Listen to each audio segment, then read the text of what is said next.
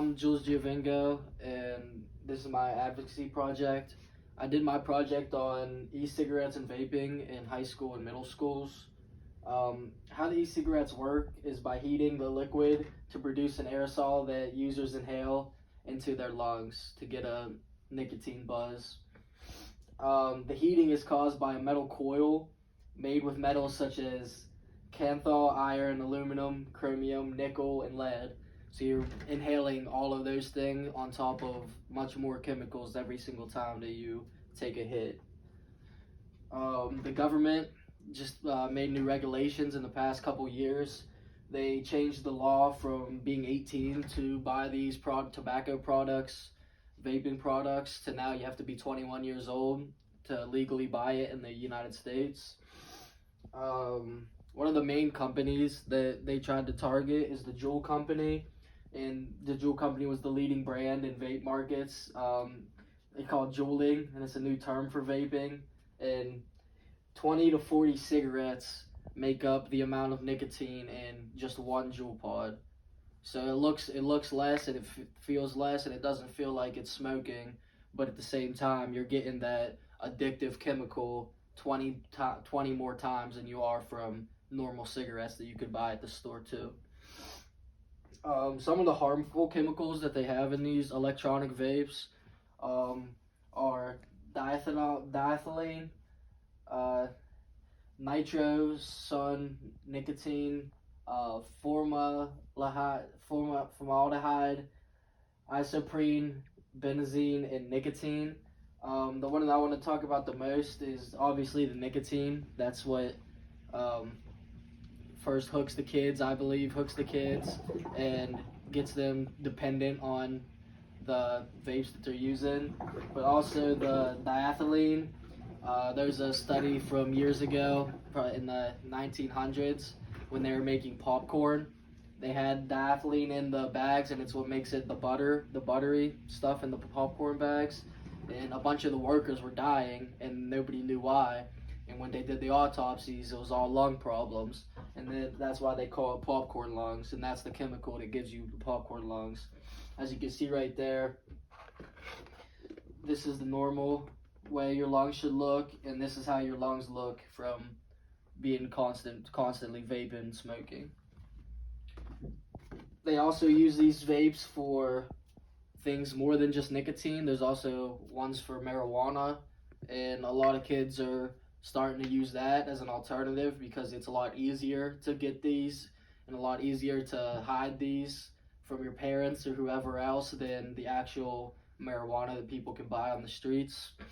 But at the same time, they're also inhaling all these metals with all these chemicals with THC or CBD or etc. anything else. There's actually a name for these kind of diseases, and it's called EVALE, and that stands for e-cigarette or vaping product associated lung injuries. And they just now made that in the last couple years because vaping is a relatively new thing to pretty much everybody, and they didn't have enough data to research it, so they always just compared it to the tobacco industry and the cigarettes. But as we go on and as we're getting more people coming into the hospital with problems, we're seeing that vaping does cause a lot of lung problems just as smoking does. In high school and middle school, that's the area that I feel has been targeted the most, and I think that's the biggest problem with all these industries, is that they're targeting kids, that it's affecting their brain development and affecting their brain mental growth and giving them anxiety, and it's an enhancement. It enhances all that stuff. So if kids have that stuff, it's just gonna make it worse for them. But I feel like they're targeting that and they're trying to make it cool.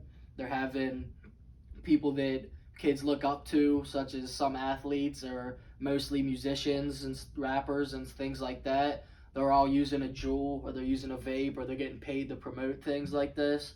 And when their kids see it, they want to be like them too, and they want to follow in that path. But what they don't know is it's the long-term effects, because there's no research that has really been out until the past couple years. E-cigarettes or vapes have grown 900% in high school and middle school students in 5-year period. Over 3 million high school and middle school students are vaping now on the regular.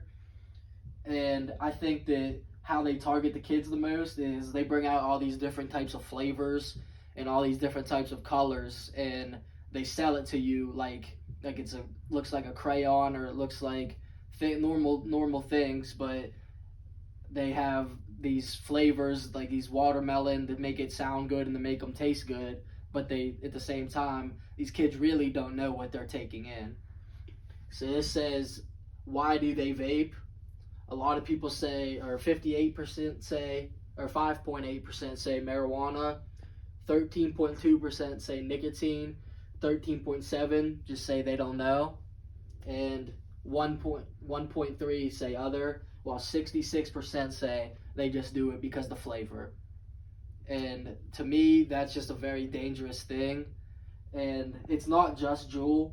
They wanted to make Juul the scapegoat, and there's $1 million lawsuits on them from parents, schools, and just from the government in general.